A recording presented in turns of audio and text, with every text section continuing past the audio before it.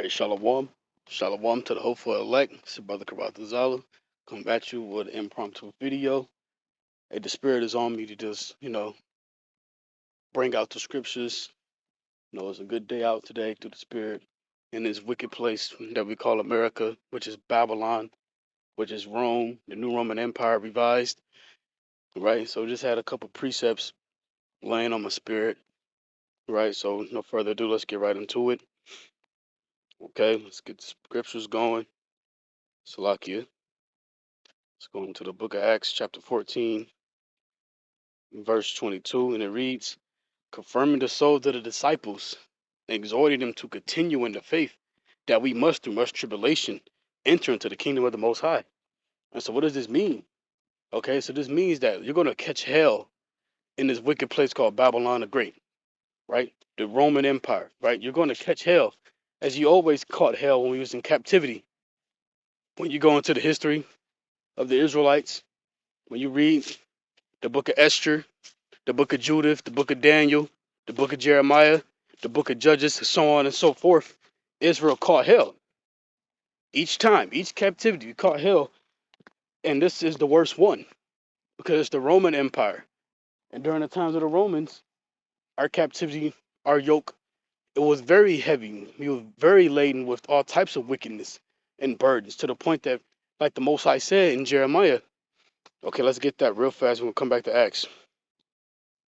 The Most High said he was going to discontinue our heritage, right? When you will no longer call yourself an Israelite, okay? Right? So let's get that in the book of Jeremiah, the 17th chapter. Okay, here's the book of Jeremiah, chapter 17 and verse 4.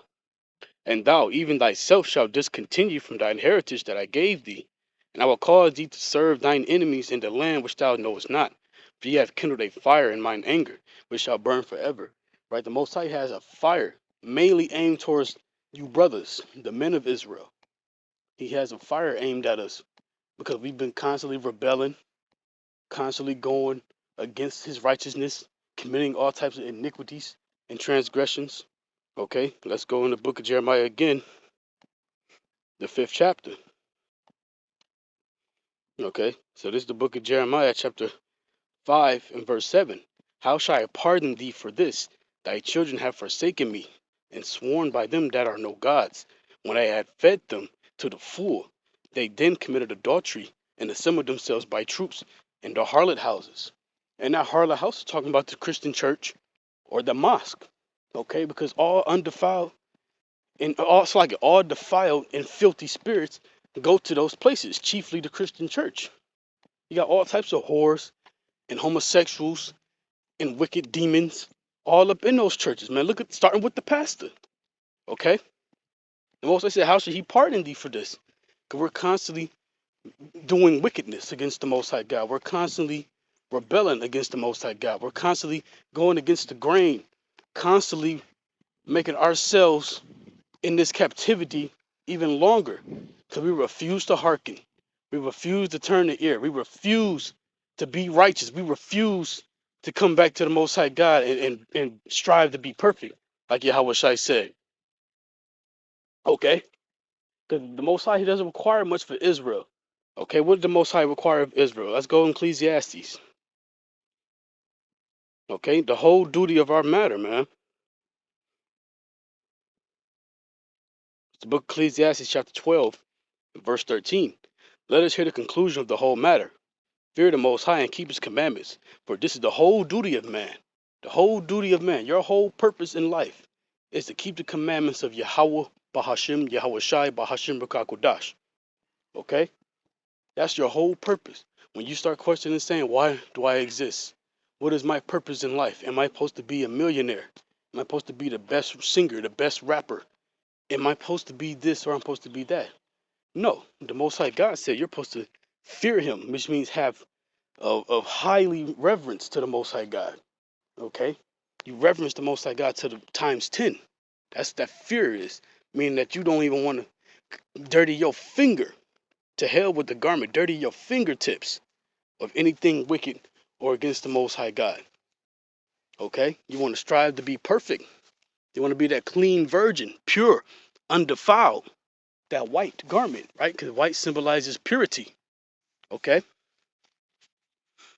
Verse 14, for the Most High shall bring every work into judgment of every secret thing, whether it be good or whether it be evil.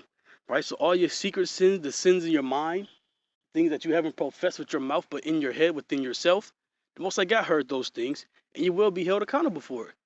Remember Yahushua said, by thy lips, by thy words shall you be justified or condemned. Okay, roughly paraphrasing, Yahushua said that. Okay, so you gotta watch what you say. You gotta watch your mouth. Okay, you gotta watch your mouth. Okay, because in this captivity, like I said, it's the worst one. Because Esau, he doesn't give a damn about watching your mouth, man. He doesn't have no code of conduct concerning that matter. No, Esau, this is, oh, live your, what's that? I can't think of the word. Live your best life, right? Yeah, YOLO. That's it. So that's the all praise. That YOLO, you only live once spirit. Okay, do what you can. Oh, I want to make $1,000,000. You only get to do it once, right? You got that spirit that's pushed heavily in Babylon, right? And then that's the spirit the so-called white man has, because he's a lawless man. He doesn't have no commandments or laws to guide him and lead him, right? The so-called white man, he doesn't have no laws. He's guideless, right? Lawless. So he does whatever he feels, and that's the vibration that he produces in this wicked place upon the masses. Even on these other nations, when Ishmael and Elam and Moab, they come with their own customs, and they get over here in Rome, right? They come over here in Babylon, and they live after the ways of the heathen, doing whatever Esau tells them to do, because that's the spirit that Esau had when they were the ancient Roman Empire.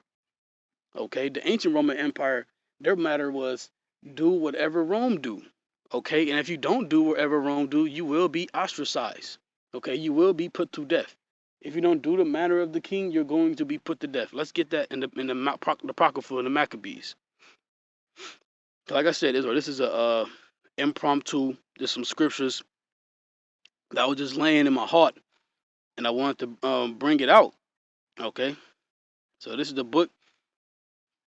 This is the book of First Maccabees, chapter 1, and verse 49. It reads, to the end they might forget the law and change all the ordinances. Right, that's talking about the Israelites, because the Most High God allowed Israel to go in this captivity, but the wicked Israelites within this captivity felt that it was cool or acceptable to forsake the Most High God, the law and the ordinances, and live after the manner of the heathen.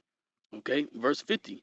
And whosoever will not do according to the commandment of the king, he said he shall die. Right, meaning that if you don't do what the king say, meaning to celebrate Christmas, Thanksgiving, Valentine's Day, right, all these pagan days, Halloween, right, which is Samhain. If you don't celebrate these things, the Most High, I mean not the Most High, Salakia, the king, right, the king of the Greeks, you're going to be put to death, right?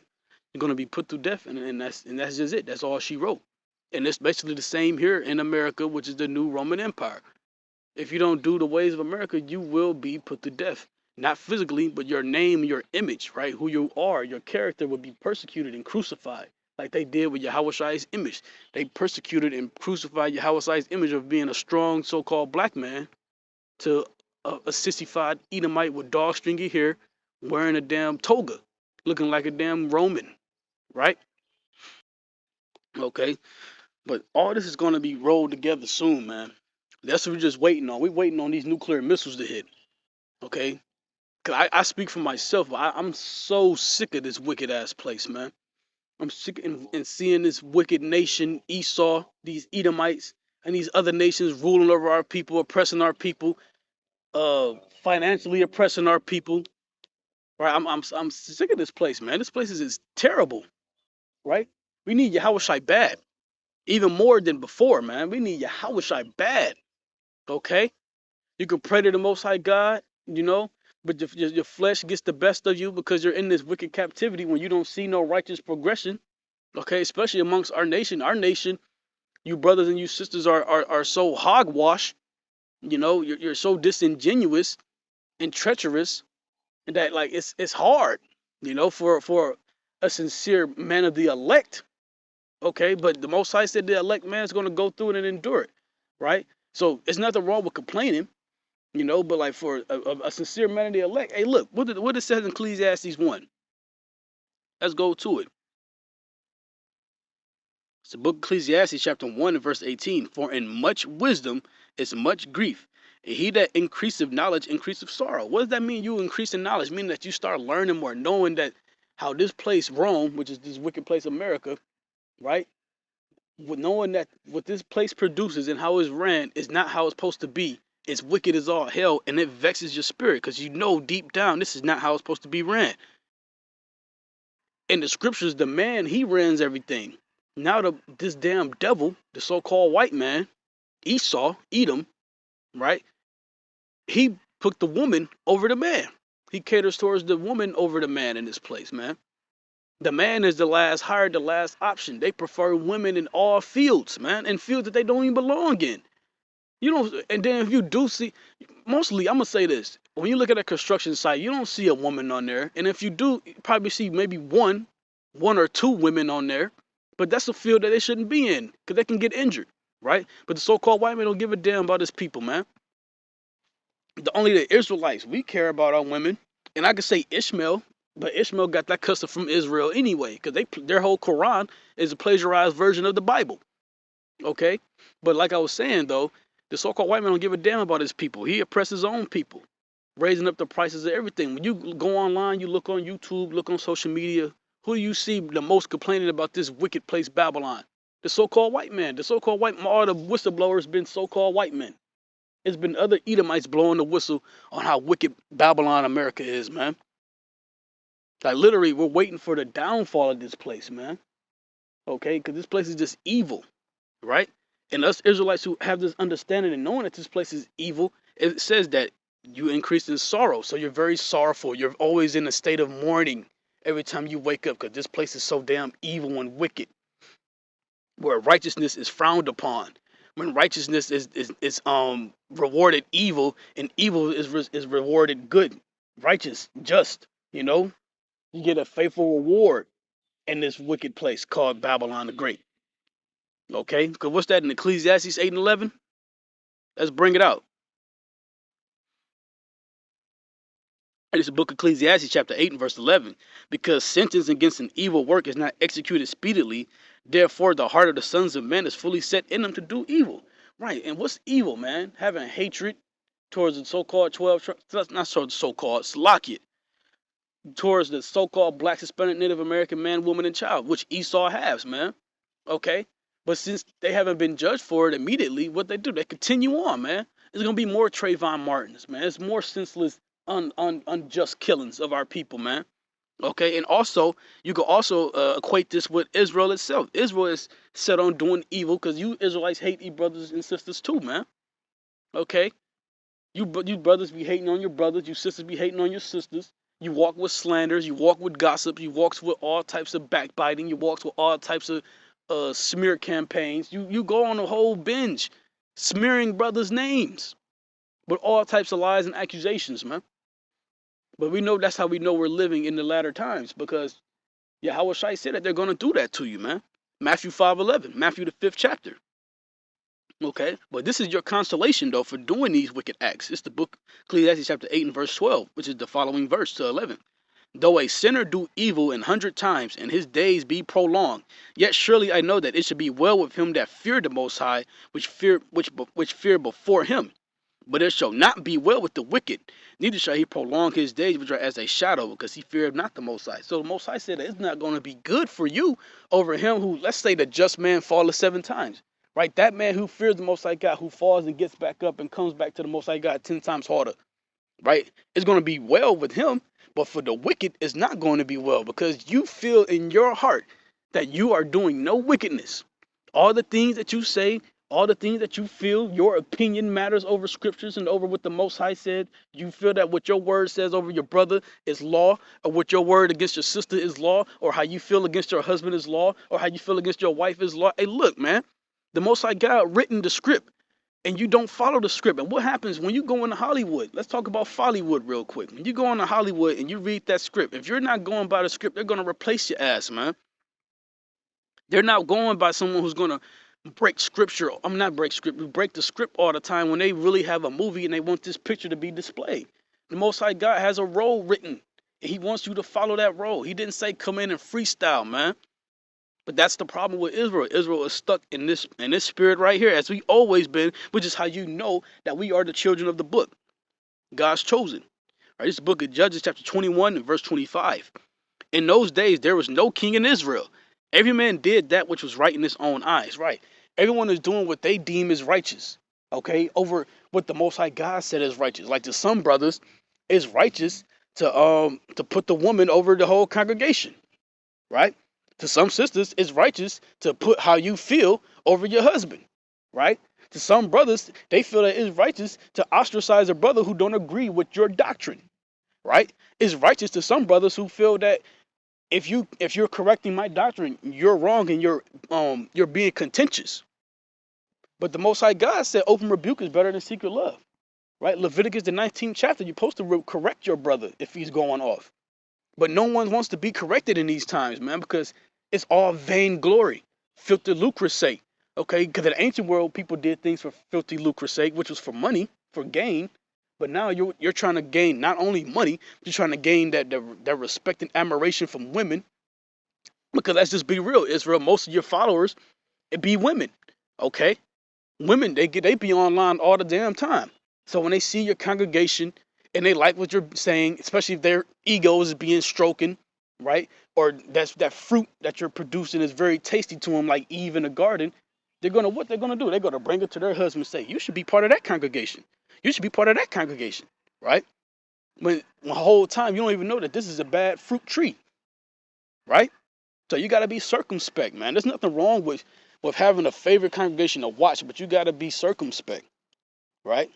Because the Most High God said, "What?" Let's go in 1 John.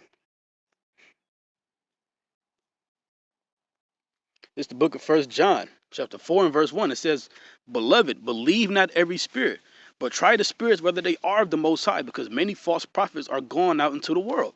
Exactly. You got a lot of brothers who are false prophets out here. And the Most High is going to reveal it. Some are already being revealed. But a false prophet is going to be someone who's prophesying lies on the scriptures. Right? Jeremiah 48 and 10. Okay? Dealing deceitfully. Right? That's what the Most High God is talking about. Because with that, you're dealing deceitfully with the word of the Most High God. It's because you have your own agenda instead of what the Most High already had told you to do, to go and bid them to the marriage, right? You don't have to limit yourself to going on the highways and byways, hitting the corners to bid Israel to the marriage. Because like I said, majority of Israel be online any damn way, okay? Yahweh Shai said, "My sheep shall hear my voice." Not everybody is a sheep. Yahweh Shai said he's going to separate the sheep from the goats when he come back, man. The wheat and the tares. So it's really got to be some wisdom in this, man. Got to be some wisdom in this. Okay? So I'm going to read this again. "Beloved, believe not every spirit, but try the spirits where they are of the Most High, because many false prophets are going out into the world." Right? Many false prophets coming with their own doctrine, their own topics, their own feelings and emotions, man. Like you got brothers who come in saying, "Oh, it's a sin to deal with the heathens." Okay, but let's how do you deal with this scripture? They say it's a sin to deal with the heathens, right? Let's see. I'm gonna just go ahead because it's in the book of Numbers. Okay, this is book of Numbers, chapter 12, and verse 1.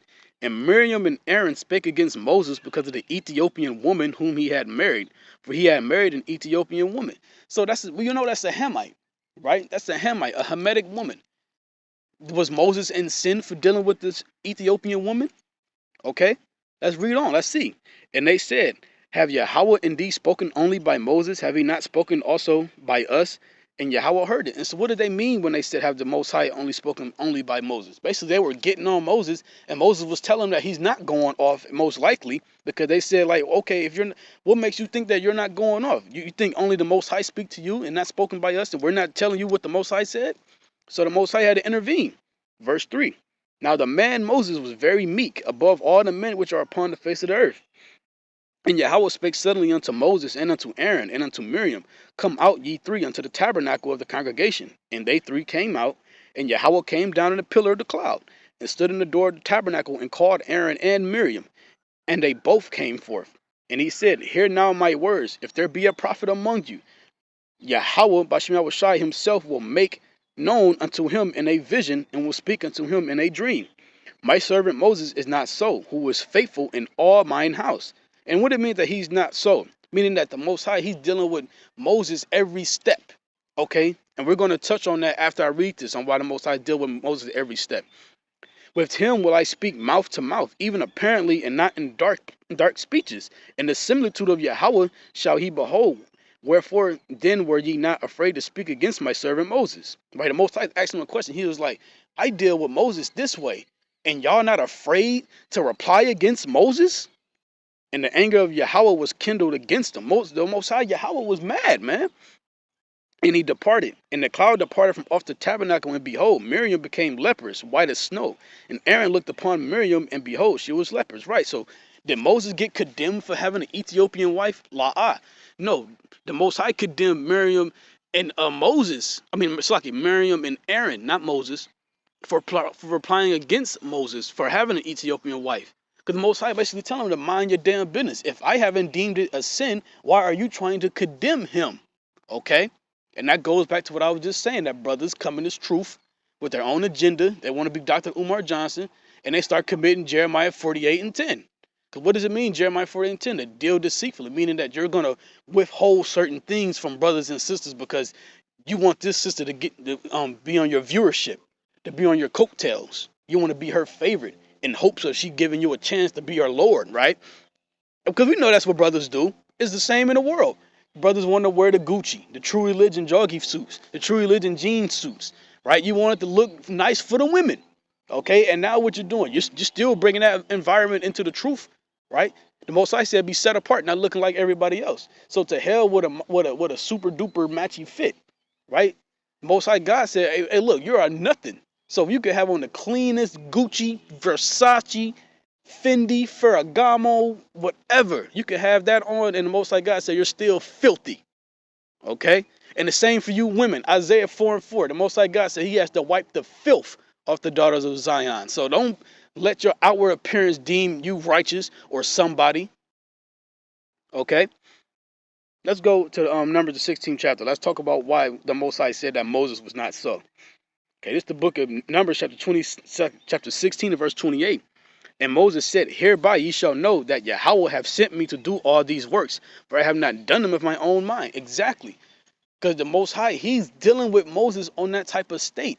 He's dealing with Moses in stereo, like headphones. You know what I'm saying? Like the Most High didn't have to wait for Moses to fall asleep. He would tell Moses right then and there. Okay? Well, most prophets, he had to wait for them to fall asleep or give him a vision. Like they had to be walking and they get a vision like that's so Raven, right? They got that from the Bible, man. She get those visions. That's how the Most High dealt with the prophets. Okay? Let me get another scripture.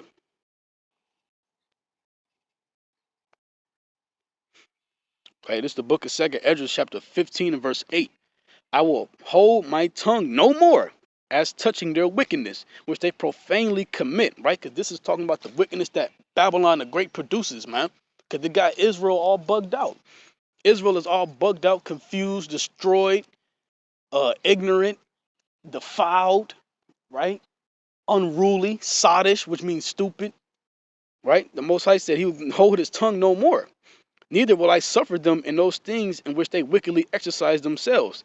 Behold, the innocent and the righteous blood crieth unto me, and the souls of the just complain continually. Right, the just, the righteous of Israel, right? The remnant of you brothers and sisters, the righteous, the remnant of those who complain, just, right? The Most High said you complain to him continually, meaning that every day you're waking up saying, oh, Yahweh, please judge this place, not on my time, but on thy will. You know what I'm saying? Like, this place is just evil, okay? The real sincere brothers and sisters are fed up with this place, man, okay? The carnal, the vainglory, filthy, lucrative Israelites, brothers and sisters, they want this place to continue on because they want you to look at their next Passover color scheme garment, man. They want you to see their next clout moment. They want you to see their next brawl. They want you to see their next, what's the word I'm looking for? contention or type of incident with another nation, right? They want you to look at them bow down and kiss the boot over and over again. And there's nothing wrong with the Edomite bowing down, kissing the boot. But be original. What did Dr. Dre say? Be original. It's sloppy, right? And no folly. Just wanted to throw that in there. If you know, you know, right? No folly. But you got to be original, man. You can't be a carbon copy. You can't be a regurgitator. Because a lot of brothers, you come in this truth and you mimic your favorite teacher, and sometimes your favorite teacher be going off on certain things, man. Point being, like I just read in the scriptures in the book of Numbers, the 12th chapter, about how that Moses had a heathen wife. You got brothers saying you can't deal with the heathen, but in the same coin, say that in the kingdom of heaven, you're going to have concubines, and a concubine is a woman of another nation. So what are you talking about, brother? That's why the Most High God says what? Deuteronomy 4 and 2. Don't add nor take away from the law. Okay? Because when you start playing those games, and that's when you start jamming yourself up. And now you're starting to look like a damn liar. And now you're really going to be the least in Israel. And what does it mean to be the least in Israel in the kingdom? It means to be common. Like the guy you see at the gas station pumping gas in his Mercedes. Right? Yeah, he got a Mercedes, but he's just common. Everybody else got golden chariots. Right? The brother is flying. He don't need a car, right? I'm going to read on to verse 9. It says, therefore saith Yahweh, I will surely avenge them and receive unto me all the innocent blood from among them. Right, and that's also going into the martyrs of Yahweh Bashem Shai, right? Because the martyrs, they sick of this wicked place, man. Sick of breathing this toxic air, this nasty food, the polluted airwaves, the polluted air that you breathe in, the polluted everything. This place is polluted. When you get in your car, it's polluted. When you go to the grocery store, it's polluted. The food you eat, the fruit you eat, the herbs, the medicine, it's all polluted. The soil, the grass. That's why your grass is patchy. Grass is supposed to be full green and bloom, but it's patchy because this place is destroyed. They're spreading the chemtrails in the air, destroying you, and your immune system is weakened, right?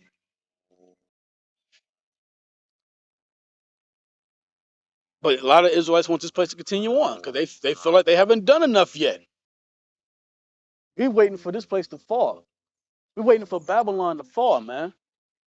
Because Babylon is going to fall, right? Let's go in Revelation real fast. Babylon falling. It's the book of Revelation, chapter 17, verse 16. And the 10 horns, which is NATO, right? Chiefly the chief countries of NATO, right? Which thou sawest upon the beast, these shall hate the whore. The whore is who? America, right? Babylon, Rome. How we know it's America? The Statue of Liberty is the perfect example. Because they called it, it's a woman. It's the woman statue sitting like a queen, right? The daughter of Babylon. That's why it's also called a woman too on the spiritual note, because it's the daughter of an old nation that oppressed Israel, like Babylon, Rome. It's the daughter, okay, the offspring, okay, and it's similar to not similar to, and certain doctrines and philosophies is likened to a woman, okay, because it could be cunning and deceitful, like a woman could be cunning and deceitful, very courteous. Outwardly she looked righteous and talking that righteous talk, and then inwardly she's a damn wildebeest, man. Kind of got to get the hell up out of there, like the book of Micah says, man. You got to get the hell up out of this place, or you will be destroyed with a sore destruction. Okay, so I'm reading this again. Revelation chapter 17, verse 16. And the 10 horns which thou sawest upon the beast, these shall hate the whore, and shall make her desolate and naked, and shall eat her flesh and burn her with fire. For the Most High hath put in their hearts to fulfill his will, and to agree, and give their kingdom unto the beast, unto the words of the Most High, Salakia, shall be fulfilled. Right? And the words of the Most High is going to be fulfilled, meaning that this kingdom is going to be given to the Israelites. Daniel, the 7th chapter. But the saints of the Most High shall take the kingdom. Yahweh is going to have an everlasting kingdom, man. Okay? But NATO is going to destroy America, man. NATO is going to destroy America, Babylon the Great, because this place is wicked as all hell, and only fire can cure this place, man. Not no policies, not no reparations, man. A couple of dollars. This is the hypocrisy and the stupidity of the reparations bill. You're going to give these Israelites money to give them, right? You give it to the Israelites just for them to give it right back to you. It's Haggai 1 and 6, man. Money would like a bag full of holes. Okay, because what is Jake gonna do? Jake's gonna probably pay off some rent, pay off some bills, pay off some debt, right? Probably buy some new clothes, probably some new jewelry, probably invest in some stocks, probably may go buy another mansion or house or whatever. Jacob's gonna do that all in the name of giving it back to Esau because we're still under these curses. So a reparation doesn't mean a damn thing, man. Because the Most High said that we're gonna be in want of all things. So with the reparation, that money, you're already in want of all things with that because you want Esau to give you some money. But once you get the money, you gotta go back to Esau or Ishmael or Moab and want of all things, man. So to hell with a reparations bill, man. Yeah, money is a defense. Yeah, I get that. I get that, you know. But the real money is having slaves, man. Having heathens pick your fruit and your cotton, right? Bringing you your goods immediately. Not no first of the month, not no every 2 weeks, right? It's daily. You know, it's hourly, right? That's real wealth right there. Having servants, man.